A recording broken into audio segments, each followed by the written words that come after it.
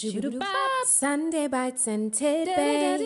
This life they'll help you live it and get yourself together. Sunday bites and tidbits. Everybody, welcome back to Sunday Bites and Tidbits. We're so excited to have you here. Babette, you want to sing a little bit about about? Sunday bites and tidbits.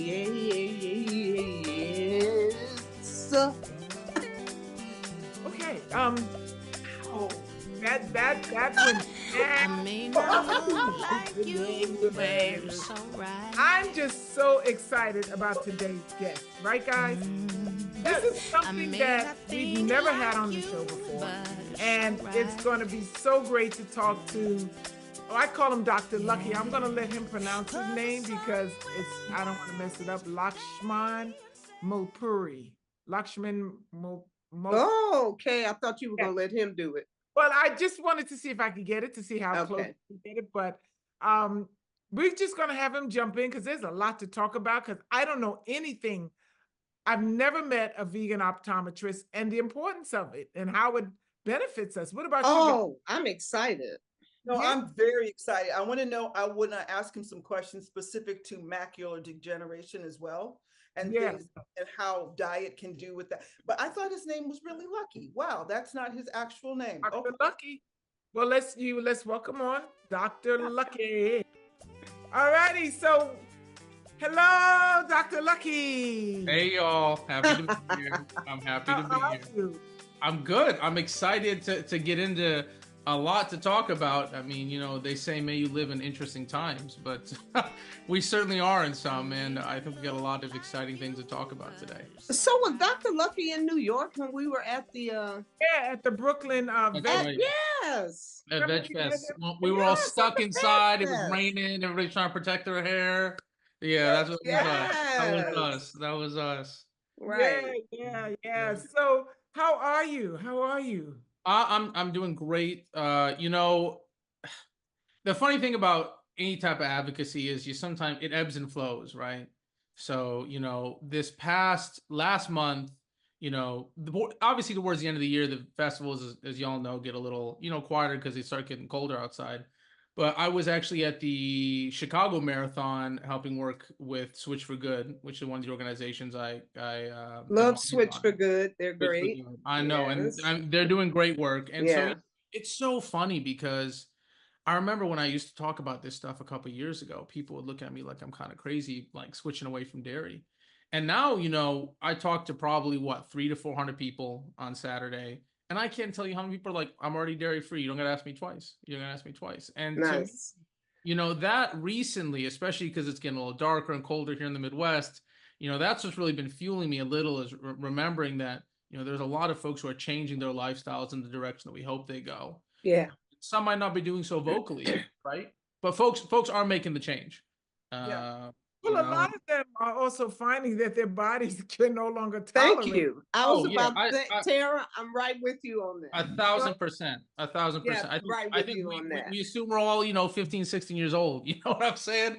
At a certain point, it catches up to you. At a certain point, it catches up. And it's, you know, you realize the comfort that you feel when you cut it out, how much better you feel.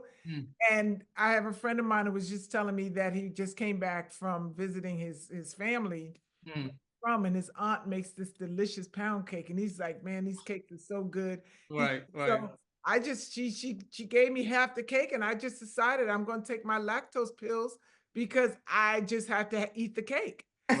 Right. So it's just what goes with it. He says, normally I just say no because the pain is so excruciating, but cake is so much more delicious than the pain that I'm just going to take a pill and enjoy the cake. I don't know what to call that, but that's a certain type of thinking. That's a certain type of thinking. I sort of pride myself on figuring out how to make stuff that doesn't taste like you'll know that it's dairy free or egg free or vegan. Most definitely. That's especially when it comes to desserts and things. But interesting what you said about and I was reading all your notes. Wow, you're very, very fascinating. I learned a lot just by reading your show notes. But my son had asthma really bad. Yeah. And he's on all the inhalers. I took him off dairy when he was 11 years old. Yeah. he hasn't had an asthma attack. Oh, that's great. That's great.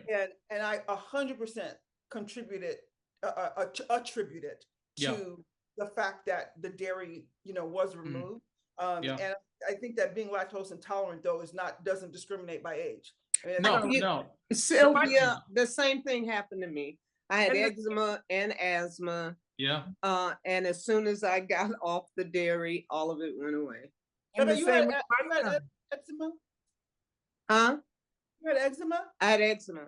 And I used to, as long as I was on the dairy, I would break out in my face and swell up everything. Every 30 days, I would break out in my face. Right. And as soon as I got off all dairy, all of it went away. That's great. I had it right don't your boys, Tara? Didn't your boys? Carson, the same way he had eczema, he had asthma. And then, his was really bad. And then finally we just pulled it, and then the inhaler went away, and explain to people that you really have to pay attention to what you're ingesting, because it just doesn't come out of nowhere. No, right. It's true. And, it's true.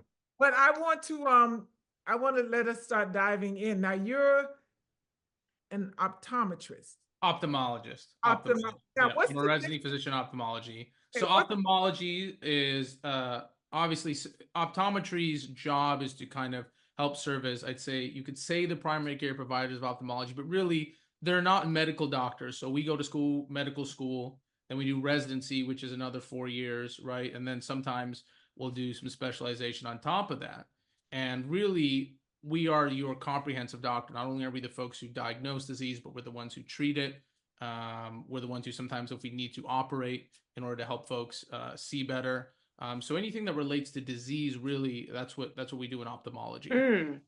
And so that's really the big difference between the two. Now, optometrists obviously, serve a vital function, especially for folks who, need contact lenses, they'll need glasses prescription. And sometimes folks who aren't able to get to see an ophthalmologist will sometimes go and see an optometrist.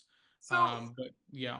Question. You just said that they don't go to right. Right. They go to optometry school, right? Which is completely separate from medical school. I didn't realize it was a separate. I didn't either. Separate. I know. If only people didn't keep naming things the same thing, right? I mean, it's hard to know. I'm just now learning this. Like my nephew is an ophthalmologist. My nephew is an ophthalmologist, so I knew. Oh, great. You knew. Yeah. So Sylvia already knew what was up. I did not. Because Dr. Montgomery and Dr. Batiste, they're both cardiologists, but they have very specific fields in that. Right. And so he says, well, you would go to Dr. Montgomery for this, and then once he does that, then you come to me for that. Yeah, so ophthalmology's got that too. We have like layers upon layers of people who get more and more specific, right? And people oftentimes outside of ophthalmology and optometry as well, folks don't know a lot about the eyes, which is kind of one of the big things. It's not very surprising, but there really hasn't been a ton of research that looks at dietary health and ocular health, right? Like, how do we reconcile these two, what seem to be very different things, especially because a lot of folks sometimes don't realize that the eye is in fact connected to the rest of the body. And, things that are good for the rest of your body tend to also have a ton of benefit for your eyes and for your vision and for preventing some of these major causes of blindness that we see, especially among folks in health. I have got to ask you something. May I please? Of course. Hit me with it. Okay, so let me tell you what I go through. I'm 74 years old. Well, I would never know. 7th. December 7th, I'll be. Well, my eyes know.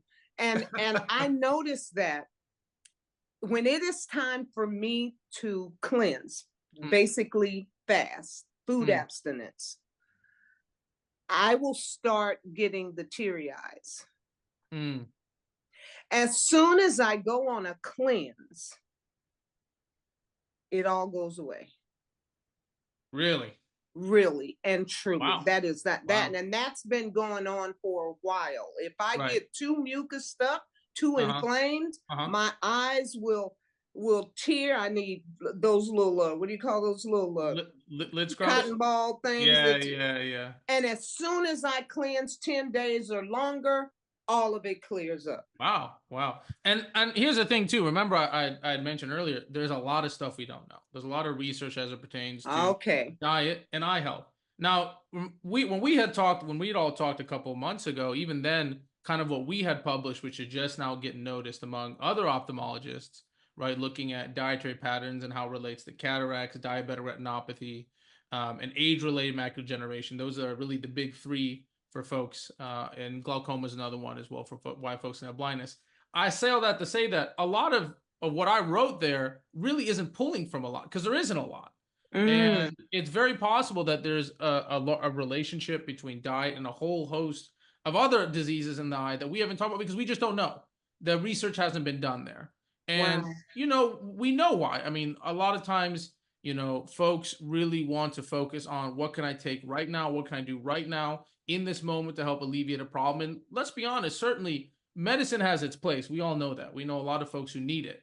But what always is fascinating to me is if we took a step back, right, and we look at where all these things that we're trying to supplement are coming from, right, all these antioxidants, these phytonutrients, all these vitamins, take a step back and look, where is that coming from?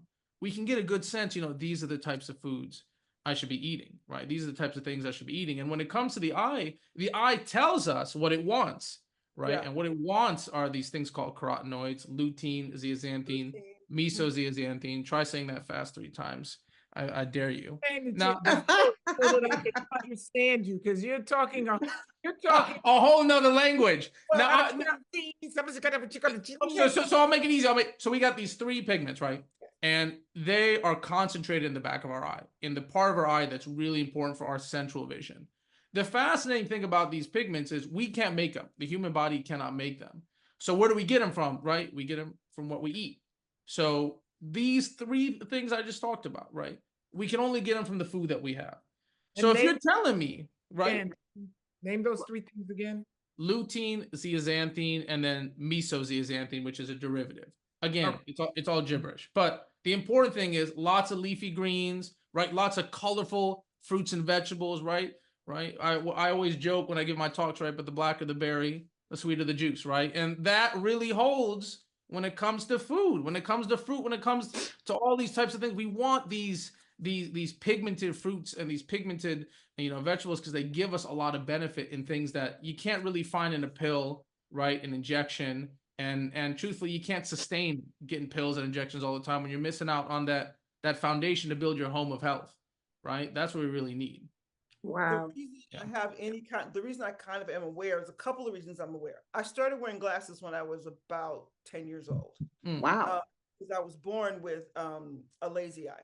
And so I had to wear these glasses that gave me headaches because they were like forcing pulling your eyes in, right. And then I had astigmatism, and so I kind of went through my life being able to see everything fine, but the astigmatism, right? And so then all of a sudden, about 3 years ago, I started to feel that cloudiness, the cloudy in my eye, and but I didn't. Ultimately, I lost 90% of the vision of my left eye. Like I literally couldn't see. Oh my gosh! Y'all don't even know. Like I went a whole year, couldn't see out of my left eye at all. But what was interesting was when I went there's a specialist here who specializes in laser, I remember, cataract and all of that. And she said, wait, how old are you? And wait, what? And how do you eat? She goes, I didn't check the boxes for somebody who have a cataract. But she had just done cataract surgery on a child, like a 12-year-old or something. So she ended up removing it. And then she said, you know what? It was a little teeny tiny weeny little speck on the other one. Let's just get rid of that one too. And so she did that, and my vision is, my kids like tease me that I can see a gnat on a fly's behind because I can see really, really well. Right. But which for vanity purposes is kind of like, oh, wow. Well, but I took lutein. I was taking the supplement. Right. But obviously I'm already vegan, so I was getting a lot of that anyway. Right. But it was funny because she's not vegan. And she's very much about telling me, oh, you need to make sure you're getting your leafy greens and you need to do this. Right. And I was like, okay. Yeah. And so I did a lot of study to understand kind of what was happening. She said something interesting, and I want to ask you about this. She asked me if I had been injured, if I had like scratched my eye, or something had gotten in that could cause it to create some kind of something in my eye that would mimic a cataract. I don't even know. I mean, Right. I don't know. You know, nothing that comes to mind. But Right. I'm just I'm It really is glad. strange though. It is Yeah. interesting, but sometimes folks can have it for a long period of time and not even know it, especially That's young, what she said. you know, and not even know. And you know, one day something starts changing, you start noticing a little more. But the good news is, right, well, we were able to do what? We took it out, we put a brand new lens in, and now you can see, right? And that's the beauty of like modern medicine, that we have found. So I mean, think about it, just like 200 years ago, folks were cutting into each other to cause pain, right? And now we can cut to heal, right? In some way, shape, or form. Now, I want to get folks to a point where they don't need to be cut, at least not now, right? Or until a lot later. And listen, we have gotten cataract surgery is one of the most common surgeries in the world, Sylvia. It's one of the most common ones. That's not to say that I want folks getting them, right, every single day, all day long, right? If we can delay folks needing that kind of intervention 100%. for a longer period of time, we all benefit, right? We all benefit because they don't have to spend as much money, time, recuperation, right? Say that again. We're overwhelmed, you know, in medicine. Yeah, I'm serious. I mean, there's a lot of sometimes nothing in life we're doing is easy. I say that to my patients all the time, but we sometimes forget that there's all these steps that we can take before you need to come and see somebody like me or, you know, other doctors. And unfortunately, we've built this mentality that our bodies are cars. You know, we can swap a part in, swap apart, and sometimes we can. You know, of course, sometimes we can, but a lot of times, I don't think anybody wants to go out without their factory parts, right? Like nobody wants to go back and have that full conversation and deal with all the things that they're dealing with. When if 20 years earlier they'd had that conversation with a doctor about, you know, let's talk about what healthy eating really means, right? Or somebody had what's given crazy them guidance. This is why I've been vegan for 30 years. Right. You know what I'm saying? Like, and before that, I was vegetarian for 8. And then before that, it was whatever, regular food. Right. So again, it can happen even if you are checking the boxes, but can it be genetic? Right. Yeah. So, and here's the thing, and Sylvia, you on the money, because there's folks who, you know, I used to work with this pediatric cardiologist. She would deal with a lot of kids, obviously, but also adults who had cardiology disease at a young age.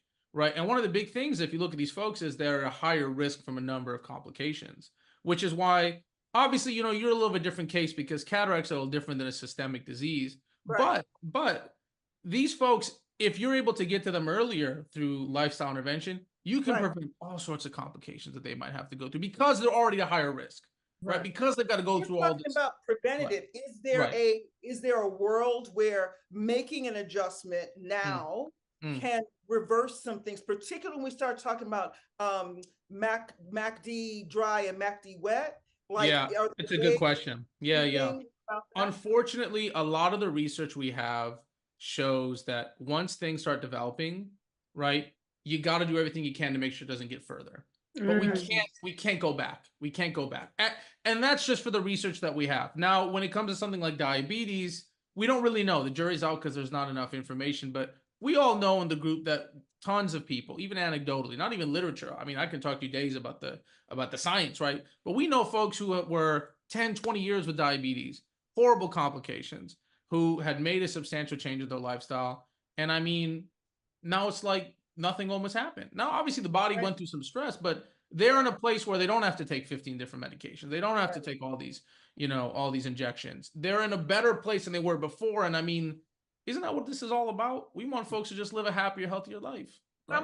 I'm gonna kind of tie the pieces together for those who, you know, who don't live our lifestyle. Now, tell them how you got started on your vegan journey. Oh yeah, this story, I tell this story at every festival because folks love it so much, Tara. So my girlfriend at the time, this was back in, I was the undergrad at University of Michigan. I was minoring in nutrition, majoring in economics. So I was, you know, a little bit of a pre-med millennial, but she had told me, you know, I want to go plant-based. And I looked at her like, you want to do what now? You want to go, what was that word you said? Vegan? What is that word? I for the longest time in my life, especially because, you know, I'm from the Midwest, you know, Detroit's a city known for its soul food, fried shrimp, you know, box pizza, you know, Detroit style pizza, all that, right? Like that. I don't think until that point, I'd even consider that was a possibility.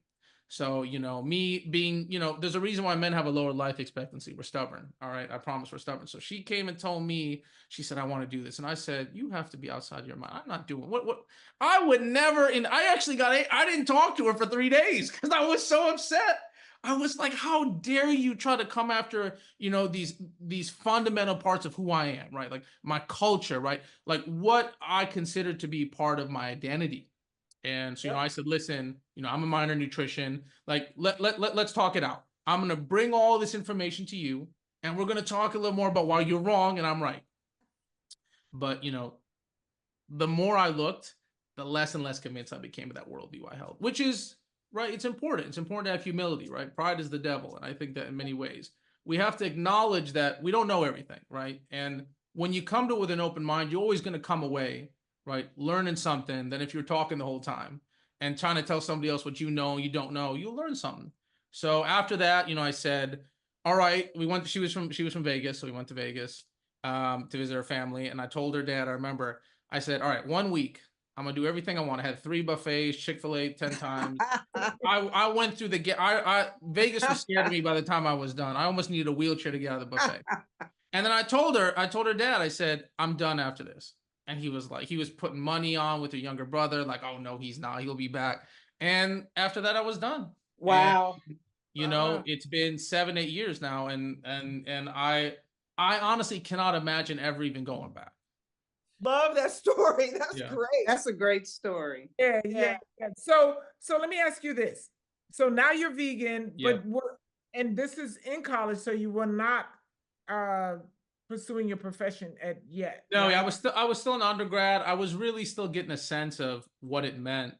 And I think my real first revelation came, you know, I already done a lot of community service work, right? This is when I started really building out my profile as like a community advocate. I spent a lot of time helping, you know, volunteer, but more importantly, down the road, start managing nonprofits in Detroit. And this is kind of where I started developing that revelation that the food that we have, we always joke about food is medicine, right? Like, not even joke, you hear that word all the time, food is medicine, food is medicine. But what does that really mean for folks, right? What does it really mean for folks who, you know, don't have a grocery store, right, that they can walk to? A third of people in Detroit don't even have a car they can use, right? So how are we going to get folks to a place where they can eat healthier? And really what I started seeing is the humanistic value, right, of eating better, what it looks like in a community setting. And then I got to med school and I thought that everybody in med school was going to be like down with it, you know, like they're going to know everything. Like I'm going to be embraced with open arms. They're going to be carrying me on their shoulders, like in the movies, like it's going to be a great time. And I showed up to med school and people looked at me like I was crazy. And I have one of the largest med schools in the country, right? It's 300 people a class, which is huge. One of the largest contiguous medical student bodies. We're all in one place in Detroit. All 300 of us a class. So a total of 1,200 medical students. And I realized very quickly that what we say that we should be doing for patients isn't lining up, right? We're missing, there's a gap, right? We want folks to get better, but then we tell them to eat healthier, but we don't tell them how to do that. You know, there's no specificity, right? And it's very hard making changes, in my mind, if you aren't given some sort of goalpost in a way that's reasonable, right? And I think, and I'm going to be honest, I think there's a certain degree of people underestimating the capacity to change that folks have, right? I can't tell you how many times people told me that they're not going to change. It's not even worth having the conversation with that patient. And, you know, listen, I tell every patient, whether or not you take this advice is on you, right? The most important part of the team is the patient. But you need this. Somebody's got to tell you, right? Because I want you to know that this isn't all there's going to be for the rest of your life. And so, you know, that was the stage I started saying, well, how can I convince some of my other medical students this? So during my junior year, so my 3rd year of med school, I created the first ever plant-based medical curriculum in the country. So all 300 medical students in the first year learned about plant-based nutrition. Nice. Yeah, wow. I had 15, 20 medical providers, not just Look doctors, physical therapists. I had a psychologist. I had a couple other folks, interdisciplinary, a dentist even. And then I had a bunch of what I thought was the most important part that tied it all together is I wanted to make sure that I had people whose lives had been impacted, right? People who had been on the other side of what it was like to actually go through these, not just someone you see in clinic, 10, 15 minutes and you say, bye, Miss Smith. Somebody that you have seen that has gone through all these steps in their life and they made it back to the other side, right? And how much of their life they got back. And they, people put up their photos of the weight loss, which is important. But then people really, what I liked is they showed the medications they started with and then where they ended up. And that's beautiful. To me, that's the most beautiful part about it. I mean, we change lives just with a little advice. I'm gonna tell you, honest to God, a lot of times I just don't think doctors know enough to tell me anything as it pertains to food. Yeah, and your average doctor gets less than 40 hours of nutritional training. And that's not for you to pull people together like that and do that, that's incredible. Right. I mean, the best learning, I think, comes from people, right? The best stories come from people, right? Not what you hear from somebody else, somebody that you meet, that you can talk to, you can see their journey, right? And even if none of those med students change anything, my hope is that a seed was planted, that one day they're going to see their 6,000th, right, type 2 diabetic and think, didn't I learn something about somebody who had reversed their type 2 diabetes? Maybe I should look into that. Maybe I should, go and learn a little more about that. Beautiful. And so, anyways, enough of me talking. That's my question. Of course, yeah. What's up, Sylvia? Curriculum available for physicians throughout the country? So we put it all together in a packet. And the thing is now, because COVID happened right after, we weren't able to bring it back because then it couldn't translate to virtual. And then when I tried to bring it back, administration changed. And I tried for about another year and a half, even after I was out of med school, trying to get it back, and it just wouldn't come back because, the right people weren't in place. Everything in life is, about who's in the right place at the right time, right? Timing. Yeah, timing. I mean, you're out here speaking, you're doing all this. Is there a way that curriculum is that something that could be given to people, as a way to, hey, I have this curriculum, you can pick it up, because idea, just kind of a broad stroke of what the curriculum. Yeah, I actually published it. I published everything for folks. You did publish it. Yeah. Okay. So we wrote. It's in. I don't know if y'all know Dr. Kim Williams. Yes. He's got a journal that he's involved in called IJDRP.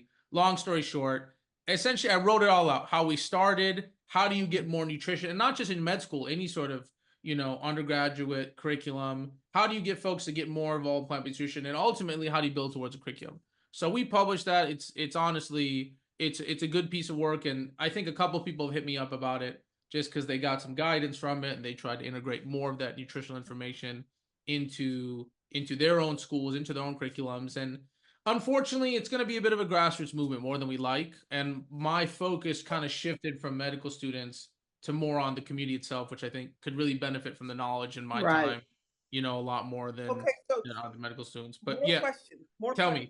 Could this be translated into a book?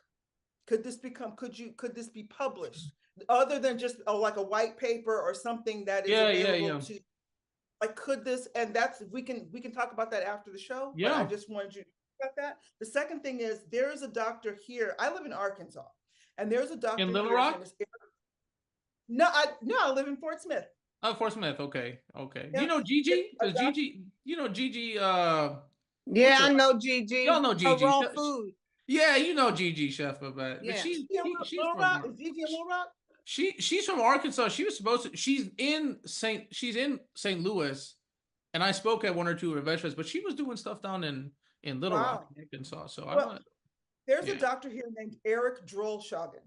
Okay. Who is very, very, very, very much open to the idea of all things plant-based. I don't know that he was back in 2019 when we met.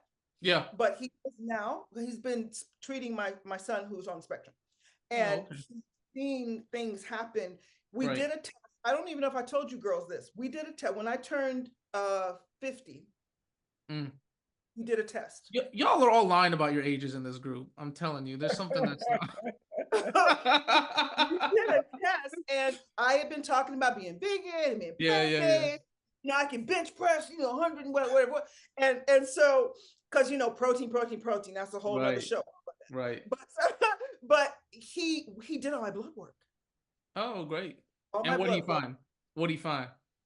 I should Yeah, that's what I see. Literally, it was like he went, okay, I'm done. Like, I'm done, like, fussing with you about this. We need to talk about what this is. Because I'm telling you guys, it was like check, check, check, check, check, check, check. Everything. Cholesterol, protein, blood, all the iron, everything was just like, right. So it changed his head. Right. Because he said what you said. They don't teach us about nutrition in med school. No. They teach us how to prescribe stuff. Right. And so I was saying, if there was a way I could connect the two of you, he would, I'm sure, love. Oh, yeah, most definitely. And I believe that this would make a really great book for people, not just for like in regular people language. Yeah. You know what I'm saying? That I agree. Yeah. I So, think that, and there's a lot of money in sickness. There's not a lot of money in health. Absolutely. Dig that. Yeah, you can add Chef Babette's more famous than I'll ever be, but I don't think Big Kale is paying her either. So you know what I'm saying? I don't. You know, everything we do is because we care about folks. You know, we want folks to be in a better position than they were yesterday. So, how many years ago was this? Is when Babette and I met on a choir, singing on a choir. Okay. And this was during that time, and I was sitting in front of these ladies. Right. I don't know if some of them had turned 40, were going to turn 40, whatever. But I know there was one or two who turned 40, and they said, soon as you turn 40, girl, your eyes are going to go. I'm telling you, your eyes are going to go. And I'm one of those people, as soon as you say something's going to happen, I just choose to defy it. Everybody say, oh, well, wait till you get your second chance. I'm going to be real fat. I just know, not me. So I remember that's like in the back of my brain. I don't like glasses because I don't like the way they feel on my face. And I don't want to stick anything in my eyes. So I had made a choice that, okay, that's not going to be me. Yeah. Now I know I probably should get my eyes checked right now because lately I've been on the computer a lot. Yeah, but you should get your eyes checked. If my diet, because I stopped eating meat per se in 79. Right. So, and similar to you, I had a cute boyfriend. I was, younger, and he was cute, and he didn't eat meat, so I didn't eat meat. Right. Funny how that works, right? I know, right? So I just never went back to it. I was more of a vegetarian then, but with that, I'm wondering how much of that played a role, because I'm now 66, right?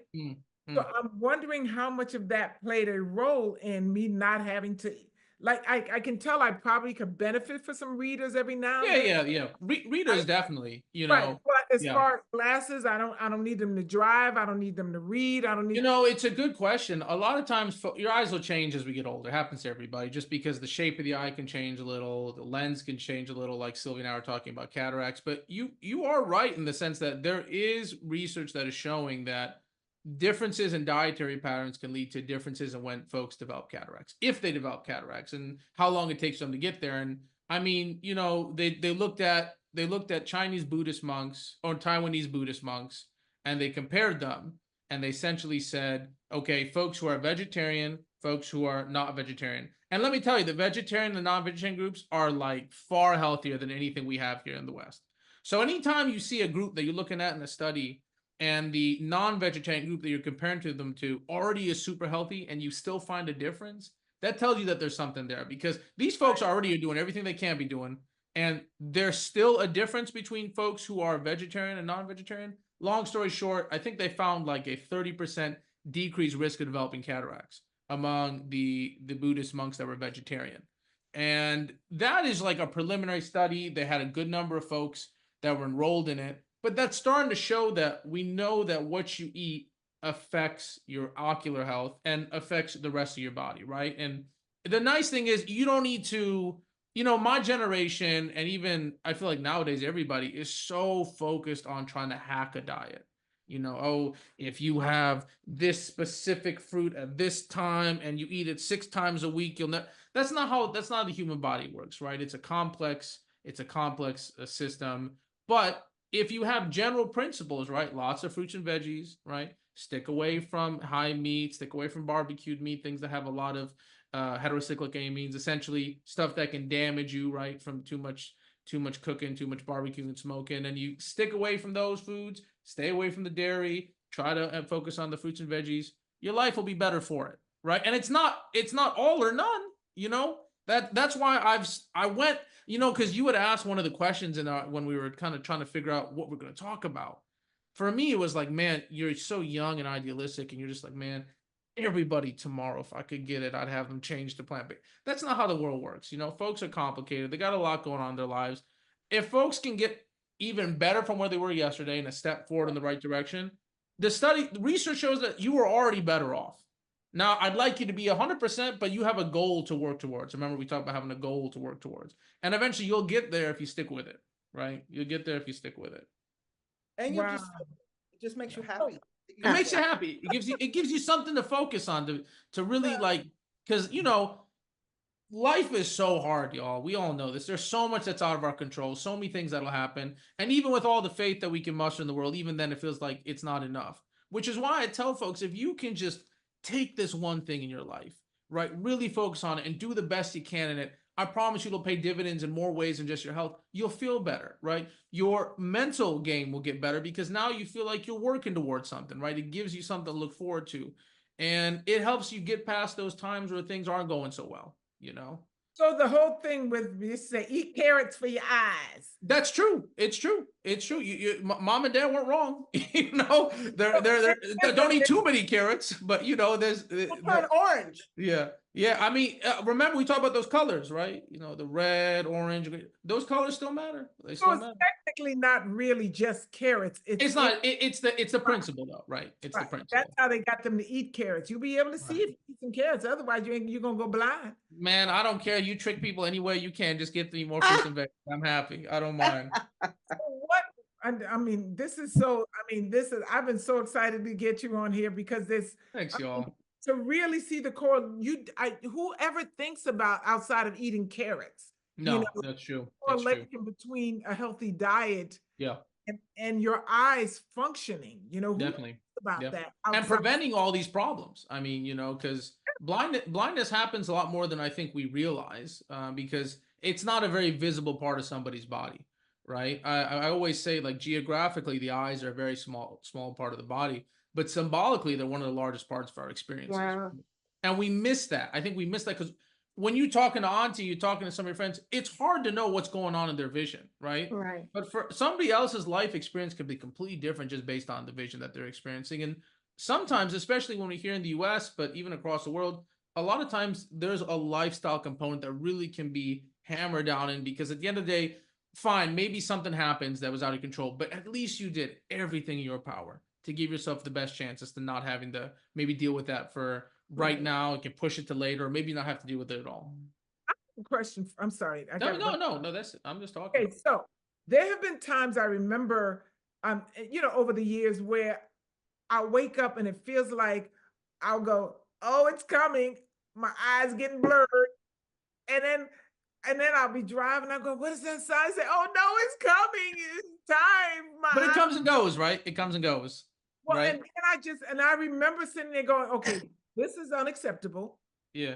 So you're gonna have to see those signs. And before the end of the day, I'm back. And Tara, you gotta put them artificial tears in. I'm gonna tell y'all. Get some artificial tears in. Just like your skin gets ashy, right? We put lotion on, our skin gets ashy. The eyes too get a little dry. We get a little older, they get a little drier. Just put some artificial tears in. It needs to be lubricated. Yeah. What about, because like I made a concoction in there because my eyes I've been on the computer. Right. And I got some herbs, some eye bright, and I'm okay. And I, rinse it out. Don't do that. And the reason I say that is because there's a lot of bacteria and microbes and all these things. One of the important things about the eyes is we want things to be as sterile as possible when it comes to our eyes. Okay. And sometimes, like, it is okay to make, all kinds of things to drink, because your body has those defenses, but we generally don't want folks to put things in their eyes that you might not be able to control what's even in the water. The water itself has its own, bacteria. That's why when anybody's got contact lenses, Sylvia might know this, when anybody's got contact lenses, they say, what do they say? They say, don't put water on them, right? Because there's all sorts of bugs that live in that water that we don't want near your eyes.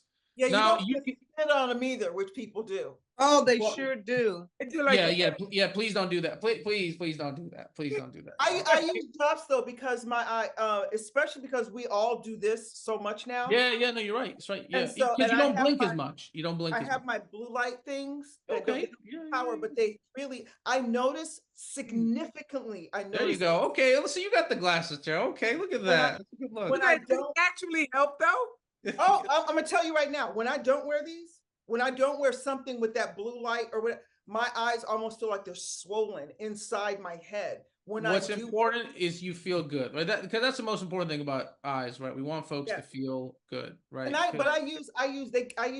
lubricate my eyes because Good. this makes them dry. And That's also good. allergies and all kinds of stuff can do weird stuff Yeah. to your eyes. Oh, you got two. Yeah. Well, Yeah. these are readers, and Yeah. these light. I'm the blue. So sometimes when my eyes get really tired, Yeah. I can put them both on, and then I feel rejuvenated for a few hours, and then I Good. take. Good. Because I honestly don't want to rely on readers because then I feel like I'm gonna have to always use them. It doesn't make a difference to your eyes. Your eyes don't care. You care, but your eyes don't care. I Oh, promise. really? So Yeah. it's Use the readers. Use the readers. so people who wear glasses all the time, Right. it doesn't like your eyes. No. No. I know it's counterintuitive, but y'all are just putting yourself through pain for no reason. You know what's funny Yeah, though? You know what's wear the funny? glasses. After I got my eyes done, Right. and my recovery time was very, very Right. again. And of course, That's I get good. to go and trumpet the benefits of meditation and prayer and being vegan. Yeah. That's why, you know, I but believe it. it was great. And so, but they were like, "Oh, you have to get glasses now." Right. Wait, what? Why? Well, you have to. Well, I have to because I had really good insurance. Right. And Right. so they prescribed these, they dilated me, right? Yeah. You know what happens, right? All right. And so, and then they did the eye exam Yeah. to prove that I needed glasses. And so they give me back, I can't even wear them. Like I literally got them Yeah. and I can, if I need to, like if I put them on, I have to be like a half a yard away from the television before them to even, so I've got these super expensive, super cute glasses that I can't wear because they were like, well, you can always get a new try getting a new prescription, new script, and then you can actually keep the frames and see if they can swap the lenses. Oh, these were my I bought these. Yeah, these were special frames. Special frame. Well, you can keep the frames. I'm saying just swap the lenses. Yeah. If you don't like the lenses, you can swap the lenses. Keep the frames. Does that make sense? That's what I'm gonna do. Yeah.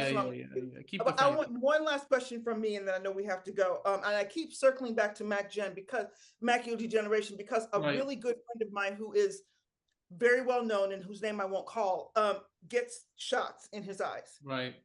Every month, every 2 months, whatever it is. He's been living with macular degeneration for at least 10 years. Sure. I don't know if it's wet or dry or whatever it is, but he gets these shots. Injection. And Right. Tour, and he can do his life and he does everything. And he has a terrible diet. Like it's a little better now, but it used to be really bad. So my question is, my husband right now is kind of navigating that, is that thing with his eyes and the macular MACD, and he doesn't, somebody said it wasn't, somebody else said it was, somebody said it was cataract, somebody else said no, it's wet, somebody else said it's dry, and he's just like so frustrated. So I guess what I'm trying to ask you is, in these, obviously things can be misdiagnosed, but is it just like go to someone who maybe knows what they're talking, like do it again? Like no, you should definitely go to a retina specialist for that. It's always at the end of the day, like, remember, y'all are the ones, we as patients, I'm a patient, we're all patients. At the end of the day, like, we can take advice from a number of people and make the decision we want to make. But again, remember I said earlier, folks don't get that advice in the first place, not just for diet, but in regular, right? We get the advice and make a decision based on that, right? And for your husband, I definitely say it's worth getting someone to take a look at. But we talked about it. Yeah, retina specialist is a good person to take a look if that's in fact what they have. If not, he went general to an ophthalmologist. An ophthalmologist should be able to at least get a feel for what's going on. 100%. I want to ask you another question. So when someone comes to you, how much do you incorporate, working with them on their diet? Yeah. How do you marry your worlds for your patients? No, it's a good question. Tara, I work at the county. The county is very busy. We have a lot of folks who are underserved. I have a lot of refugees. I have a lot of people who have a hard time making changes. So I'll usually give as much of a talk as I can because there's a lot of patients that need to be seen. But I'll give them my resources. If I feel like there's somebody who's especially motivated, I'll give them my email as well. They can always reach out to me. And the nice thing is actually, surprisingly, county, which is a public hospital, has cooking classes, and some of them are actually starting to focus on plant-based, which I think, again, I feel like we're fighting. Remember, we talked about, this journey of what it's like to be an advocate for so long. I feel like we're fighting a little less every day to put this information to the spaces that really need it. I think people are starting to acknowledge when it comes to diabetes, for example, right? Plant-based nutrition and plant-based dietary patterns have been shown to be the best for those kind of folks, right? I don't have to convince someone, right, to eat that no more compared to what we did a while ago. But it's a challenge. I mean, I don't have a lot of time. The patients don't have a lot of time, right? Folks want to get going. Folks sometimes don't want to hear it. But like I said, I try to give everybody the spiel, right? At least give them an intro. And sometimes, Milton, who's one of my best friends on this planet. Milton and I talk all the time. And the one thing that always strikes me when we talk about is the people that we expect the least to listen to us actually end up being the ones who actually take it to heart. Wow. And that's why I used to be like, I think this person I tell everybody I can. Even if they don't want to hear it, I give them a 30-second, 45-second spiel. I have some things written down to hand to them. And, I keep seeing a lot of those folks. That's the beauty of my job, is I see a lot of those folks back a lot, one way or the other. We have a lot of continuity. And you know what I'm saying? Like, to me, in that moment, that's what I do. But outside of work, a lot of my focus is, legislatively, on how we can move the needle. So it's not about whether or not someone thinks they should do it. This is the law now, right? So we talked about kids getting access to plant-based dietary options, right? I mean, y'all may have not seen this, but very recently there was a bill that passed the House, and the goal of the bill is essentially to say that saturated fat contained within milk is not included in the USDA's nutritional recommendations. So essentially, as long as it's fat within milk, it doesn't really matter. It doesn't need to be counted. Which, to me, we're all talking about how our kids are affected by what they're eating, right? And studies have shown that kids have a higher risk of childhood asthma when they're consuming dairy, higher risk of eczema, right? Constipation, right? And we know all this, and yet folks are trying to find ways to, manipulate our children's diets just so they can make a buck off of them, right? And especially kids of color, right? Who a lot of times, many of us here, again, I keep saying many of us because we're all folks of color, we didn't even know there were symptoms happening. We couldn't pin it down. And we're all intelligent folks, something. And it's sometimes hard even for us to be like, man, something is not right. And you can't figure out what that is. So imagine telling that to, a 7-year-old who that's their only meal they're going to get in the day, right? That's the only time they're going to get food. And now you got to tell them that they're going to feel uncomfortable eating that food, but they're not going to get food another time. So why do we put all these kids between a rock and a hard place just because we want to make some money off them, right? So I still have to say that the hospital is great. My interaction with the patients is important, but I'm looking for us to start changing the system so that I don't have to keep having as many one-on-one conversations, or more importantly, my patients already are hip to it. They already know what's up before they come to the clinic. So it makes it that much easier to say, all right, the information, how do we get you to the next stage? Yeah. Right. And it starts everywhere. Because we're up against, what are we up against? Do you think that's ever going to actually happen? Remember when we were traveling, Babette, coming from Europe, and I don't remember where we were, if we were in Italy, wherever it was, and we were just looking at the options of food. And Babette said, it's never going to change because people just like the food that they like. And how are you going to convince all these people all around the world that, or at least even in your own backyard, that this is better for you until you are forced to get off of it, because now you got it. And I agree with you completely. And not to get cliche, but Stephanie, my partner's grandma, we were talking. They live in Raleigh now. We were talking a while ago, and she was like, when I was young, I never thought racism would go away. And now she's a little older, right? And I think she has seen so much progress in her life. But even back then, it was such a strange conception to think that we as a society can change. And we changed so much. There's a long way to go. We're nowhere near where we need to be, right? But the fact that we've had some sort of measurable progress to say to folks like, we have moved the needle. We've had great people to lead us. This movement, right, is more than just saving the planet, saving the animals, right, leveling racial injustice and equity. It's something that benefits us all in so many different ways that it's hard to ignore truth when it's presented to you. Yeah. Right. Just like it's wrong to discriminate against someone because of the color of their skin, because of their gender, because of who they are. Right. These same principles, in my mind, at some point, whether or not we want to admit it, are going to become more and more obvious as folks realize there's nowhere else to go. Right. Colon cancer is hitting folks younger and younger. We're seeing diseases, plague our public health system. We're seeing people in all sorts of places wondering, how is climate change getting to where it's getting? Right. And we have a solution in some regard that can have a major impact. The problem is, how do we get people to get there? Right. That's really the $1 million question. And it's going to take all of us. It always takes all of us. It's the same way change happened. They believe in doctors. People for the most part believe what you guys tell them.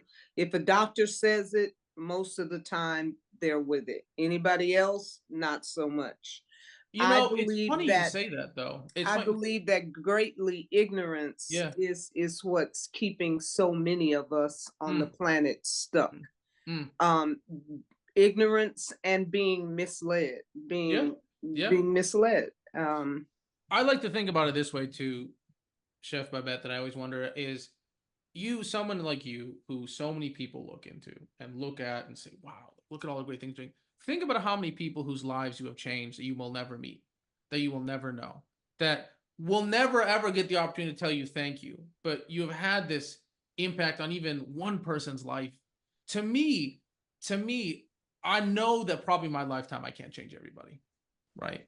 But if I can get a few people, right, to have a couple more birthdays with their family, right, a couple more summer vacations, right, to me, that's progress now than it was how many years ago. And I mean, shoot, I could listen, there's nobody more frustrated than me. Try to be in these meetings with these people telling you that this problem is not a priority, right?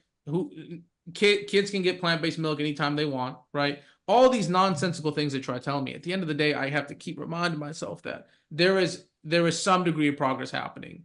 And yeah, doctors are important, right? But remember what I talked about the plant-based curriculum. Was it me who convinced all those medical students that this was something worthwhile? Or was it just regular folk living their lives, right? Yeah. Living the truth, right? That, to me, right, that is the most powerful thing, is you seeing someone like you and thinking, I could do that. I could do that. That could be me one day. And I do, I have a restaurant. They come in by the droves telling me how much I've inspired, and I give thanks for being able to inspire. Of course. I know too much. Yeah, I'm too aware of what is going on. And I do realize no ocean, no us. No. And there's a lot going on. It's much deeper than just eating a burger.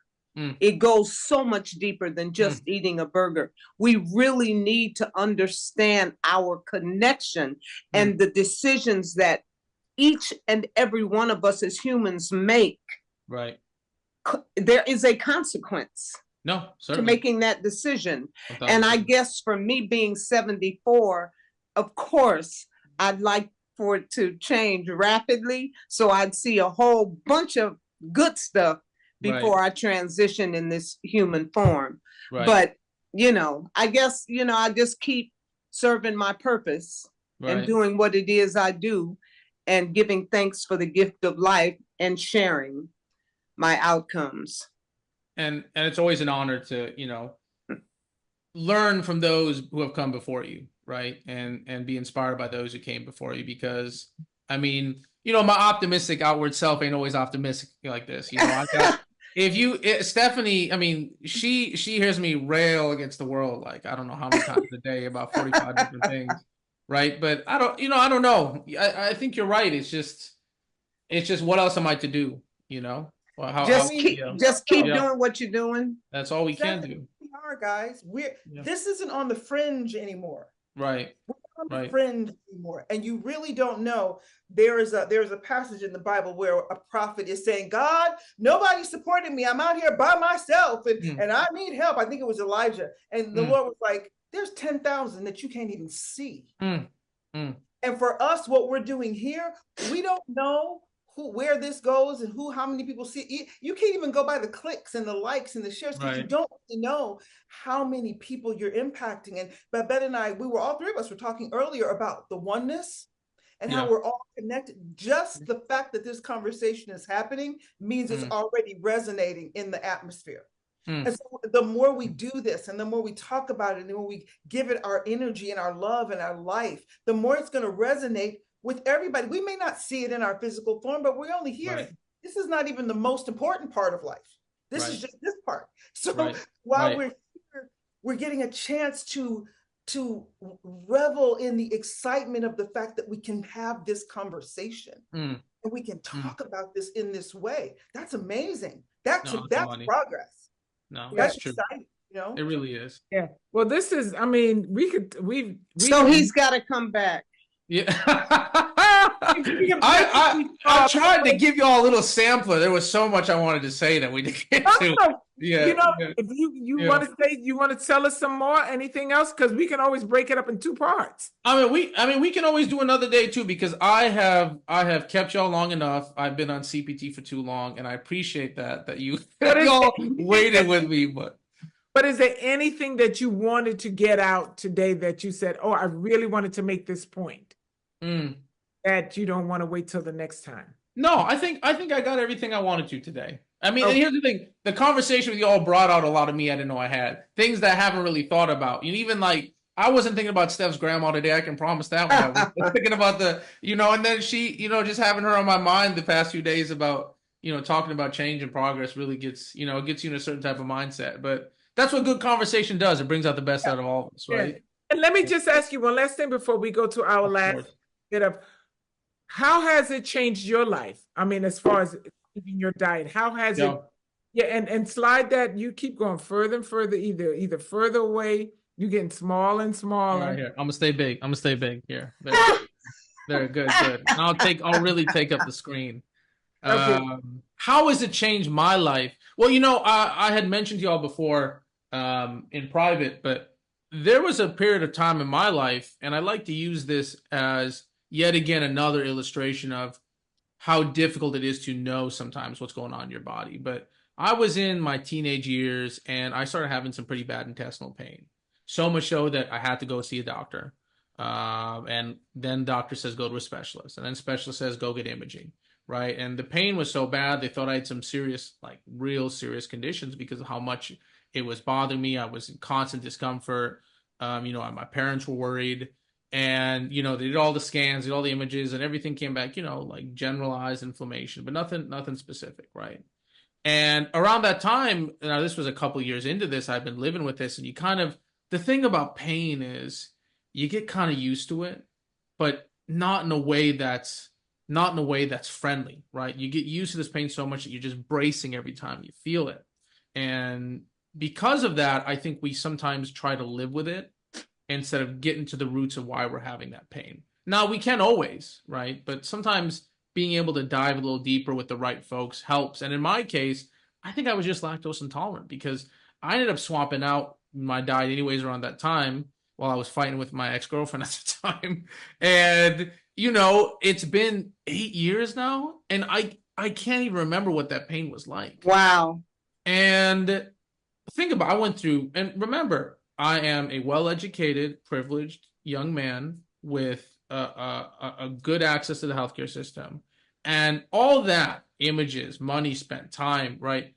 And yet we couldn't figure out what was going on with me, and it was the simplest change in my lifestyle. Imagine how many young Black, brown girls and boys there are who are feeling all sorts of symptoms that they can't explain, whose parents unfortunately don't know either because, again, the system has indoctrinated everybody so much into trying to have certain types of foods, even if it's against, how we are made, right? We talk about lactose intolerance a lot, but let's be really honest, right? We talk about it as if it's a disease, but really the ability to have lactose is itself a mutation, right? The majority of those in the world who are folks that call it, the majority of the world does not have lactose because we're not meant to have it, but we still have it. We still have it. And we deal with the consequences. Like you said, Chef, I bet there's a consequence to every action. And unfortunately, a lot of our kids aren't even able to make that decision. Right. And I always, and that's why whenever I've gone to school lunches, I've eaten like a 7th or 8th grader. I stood in the lunch on my little lunch tray with the kids recently, and talked to the people who make the school lunches. And I just can't help but remember me in my teenage years grappling with this uncomfortability and how simple of a solution it was. Wow. And nobody had even thought about it. That's deep. Nobody had even thought about it. Well, most people don't associate, what's going on physically with the pain to eating. They just don't. Yeah. It's just either I'm aging now, this is what's going to happen. Right. And some of it is true, So of course, yeah. But we can go on. But no, I mean, I saw this woman, Chef, man, I don't know if y'all were there at Brooklyn Veg Fest doing push-ups on stage. If I told you, man, I wish I could have recorded that video and showed it to every single one of my patients and said, how old do you think she is? I wish I could have done that. It's on. She has many videos on YouTube of her doing push-ups on Tamara Hall so you can find it. I'm now I will find it. I mean, I'm an old man at heart. I mean, me and the internet. But as you said what you said, I can remember, and I'm gonna wrap this up real quick. I can remember when I was suffering so much with the asthma and everything. My mother literally took carpets off of the floor because she felt like it was the dust and stuff and the dander from the cats in the carpet. She put linoleum in my bedroom to help me with the asthma. And she smoked L&M's and would blow the smoke in your face. So talk about ignorance. It's true. It's true. It's easy to miss these things. I had severe allergies, like where my nose would bleed just on a regular basis. Constantly, I would sneeze and bleed and sneeze. Yeah. And then when I met my cute guy, George Riddick, if you're out there, Sarah ain't forget about you. No, because it changed my life, because the moment I cut out at that point was just all of it went away. Just the meat. Yeah. My allergy, all that bleeding and sneezing was gone. Wow. And I was like, holy crap, I never had it since then. And nobody at home could help you with that. Nobody even knew. I didn't even know. And the other thing about it that's interesting is, a lot of times we're talking about food in like a long-term sense, right? How it affects your body long-term. But there's studies, I mean, they'll hook people up to fancy machines and they'll look at their bodies right after eat like a heavy fast food meal. And your body reacts like that. This isn't like I'll see you in 20 years kind of problem. This is your body's reacting like that, and you're doing it 3 times a day, every day, 7 days a week, 365. I mean, your body is going to change because of it. But you guys make me think about something that I took for granted. How my mother had and my grandmother, very, very Native American in terms of how we ate and in terms of how they treated sickness and all of that. My father, West Indian. So we started as kids with like the cod liver oil and the garlic and like all this mindset of don't go for the drug, go for the herb. Don't go for the drug, go for the tea. Don't go for the mama's gonna make you this, or grandma what half of that stuff was. And I'm sure a bunch of it was just, it's that mindset that, that indigenous and that Western, that mindset of we're going to the earth. Going to the herbs first. Wow. Now, we still have Tylenol in the house. I'm not saying. No, of course. Yeah. But there's a blend. There's a blend, right? But that they put that in us. And so and I never thought about it, because when you grow up with something, you think everybody's like that. You think everybody does it. You think everybody does it. But still, just like you said about that, like the sort of the dichotomy was my mom built our meal around the meat. Right. The meat first. And everything else was everybody does. Yeah. And the scary thing is everybody is getting there. Like the rest of the world looks at America and says, I want me a piece of that.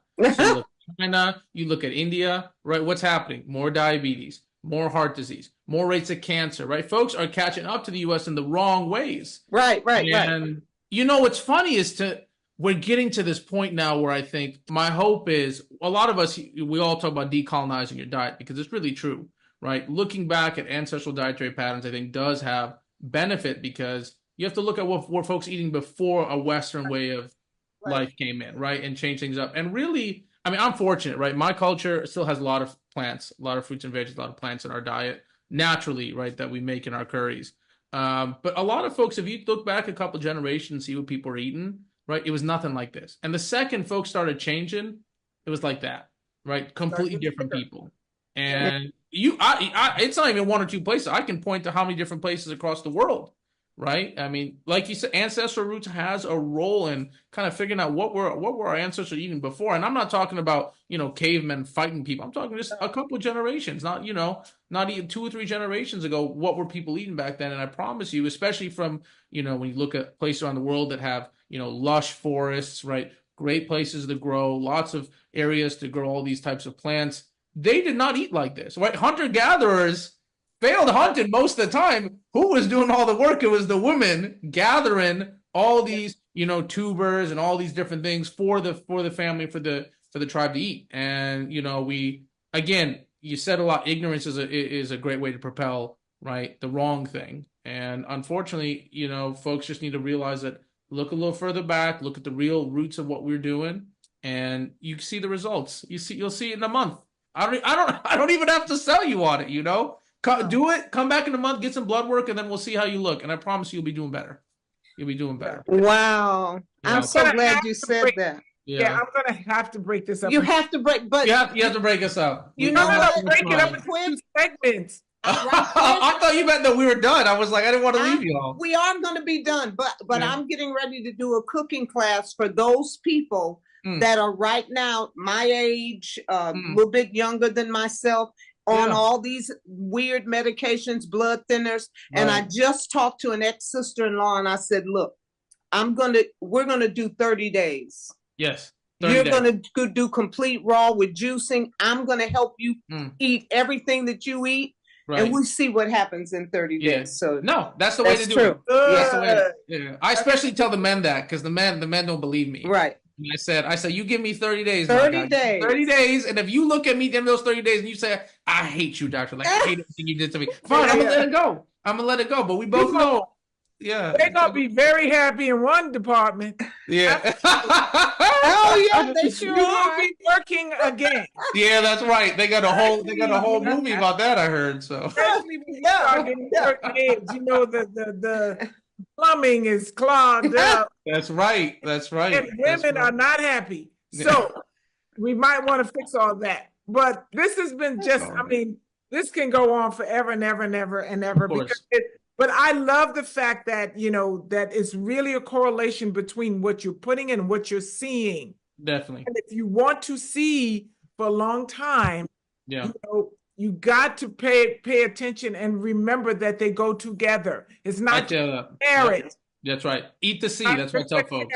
Eat to see. Eat to see. Eat to see. I like that. Right. So what do you tell people who think, oh, it's too late, I'm already having problems, I've already had this diagnosis, like it doesn't matter for me now? What do you say to those folks?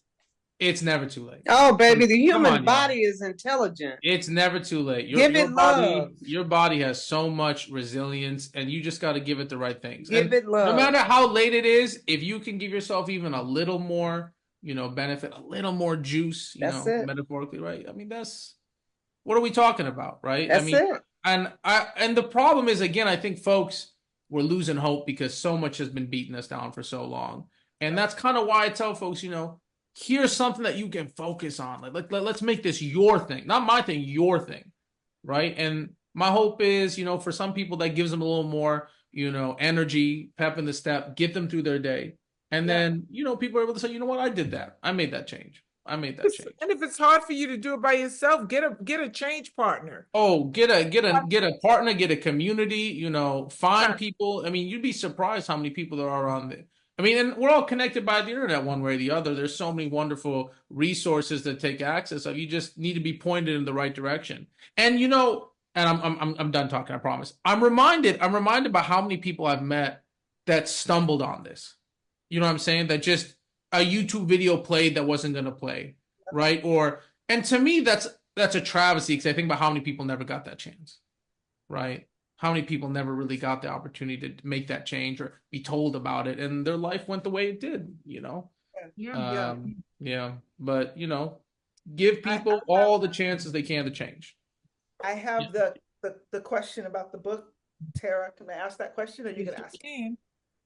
So, no, I don't know. You've had time to think about it. No, I thought about it. I still didn't come up with an answer, Sylvia. That's You see what comes, whatever you spur it out, and whatever you just okay. spurt it out. Okay. So here we go. Oh no. If you pick a book title, and maybe you're about to title your book, right? Maybe, I don't know, right? Your real book that's going to come out. That's about co-author with Sylvia. Right. Yeah. Hey, don't play. Look, I do all the ghostwriting for real, so don't play. But so a book that would be the title. What would that title be if it's this last week, this last year, your whole life? Like, if you could put a title of your book of your life, what is that? What is that book? Oh shoot.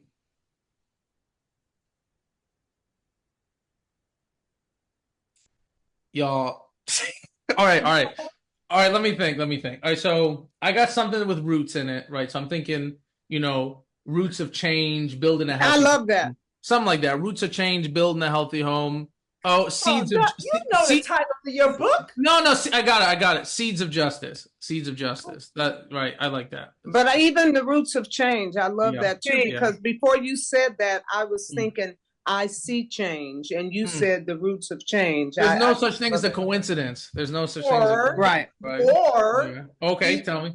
Eat the seed. Yeah, I mean, but that's not my life. That's not my life. That's like that kind of is, because it's not just the physical seed. Oh, you're right. Knowledge. Oh, y'all see. It's eat to see. What would I do without y'all? What would I do? Yeah. So now you have 3 book titles. So I got 3 book titles. Book number 2 and book number 3. And y'all will be all part of them. I'm gonna make sure in no way, shape, or form. Absolutely. Well, this has been. Thank you. I had a great time, y'all. I didn't even want to end, so that's why when you said, "Can we reschedule?" I was like, "Absolutely not." Well, we kept it going too. We added a couple in. Yeah.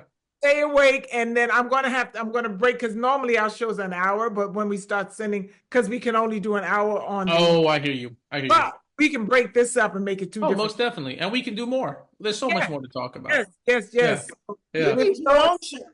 No. I'm just here to. I like showing up to things and talking, and then I have this problem. I'll say something, and somebody's like, "What was that?" I'm like, "I don't know what I just said."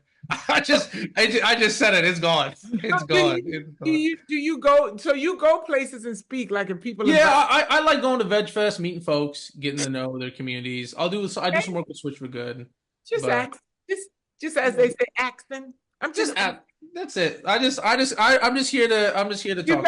You just caught it, Sylvia. You just caught it. Okay, we'll talk about it later. Okay. Anyway, I'm not hip. No. Yeah. But anyway, we always end our show with, we go around and everybody says that you'll be the last person, Sylvia. Of course. I'm first? Yeah, you're always first. All right. Well, you guys, we love you so much. Thank you for being here. And remember, nobody can do you better than you. Doc. No, Doc is last. Okay. Oh shoot. Okay. You going, Sue? I mean, Babette? No, you're going. Remember, y'all, there's nobody can do you better than you. That's right. Nobody can do you better than you. All right, y'all. There's nobody that can do you better than you. Hey! Thank you for coming in. Where can we find you, Dr. Lucky? Hit me up on Instagram, dr.dr.luckymd. And if you need anything else, I'm sure you can always hit up Tara and she can get you connected to me too. No, don't hit me up. Just don't hit up Tara. Hit me up on Instagram. Y'all. All right. So, and do you have a website? I don't remember. That's too much work. I'm gonna do it eventually. One day, I'm gonna find something to do for you. You know what? If you need Dr. Lucky, go to Sunday Bites and Tidbits at Gmail. There you go. Send us a message and we'll make sure he gets it. That's right. That's right. See, as complicated as possible to get to me. Well. Also, you know, I don't want the women trying to hit me up to my doctor. Oh, okay. Yeah. You better be. I'm about to get beat up if you don't stop right now. I don't want to be responsible, and I don't want to be a part of it. I love that because I know Stephanie, and I loved her. She was wonderful, and I'm not going to be a part of nobody's stuff. She is my better half. That's right. She's a vegan. Yeah, she actually became vegan after we met. Okay, well there you go. Oh, okay. I got. Last thing. My best part of relationship advice to y'all, right? Okay. Don't look about where somebody is now. Look how they'll grow with you, right? Yeah, to me, just talking about that. Yeah. Just talking about it. Just talking about the growth and how necessary it is to sustain. And so with that said, Dr. Lucky, thank you so much for joining us, ladies. Thanks, y'all. This has been wonderful. Make sure y'all tune in and watch more Sunday Bites and Tidbits as we bring you some more wonderful guests. Make it happen. Bye, y'all. All right, y'all. I may not